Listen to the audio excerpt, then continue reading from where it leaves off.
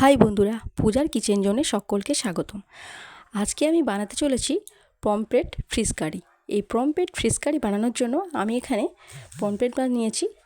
এখান থেকে 3 piece pomfret মাছ নিয়ে নেব। এটাকে ভালো করে কেটে ধুয়ে নেব।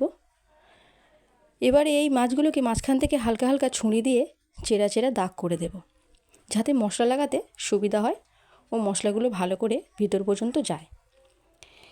এবার একটা বোল্ট নেব।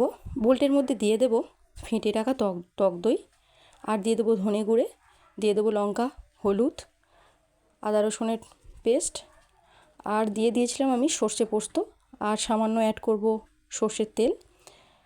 আর আমি দইয়ের মধ্যে নুন মাখিয়ে রেখেছিলাম, তাই এক্সট্রা নুন দিলাম না।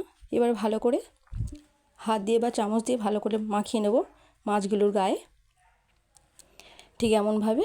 এবার মাখানো হয়ে গেছে। এবার কড়াইতে তেল গরম হতেই মাছগুলো একে একে ভেজে নেব।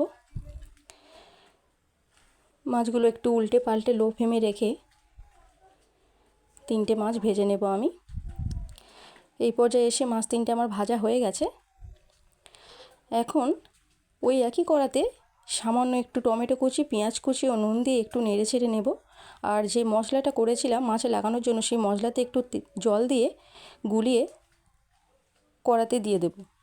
এবার সামান্য ফুটে উঠতেই দিয়ে দেব মাছ 3টে, আর উপর থেকে দিয়ে দেবো চিড়ে রাখা কাঁচা লঙ্কা আর সামান্য সর্ষের তেল।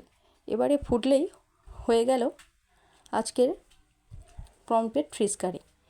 এই পমফ্রেট ফিশ কারি বানানো খুবই সহজ আর খেতে লাগে দুর্দান্ত। তোমরা প্লিজ বাড়িতে এটা ট্রাই করো।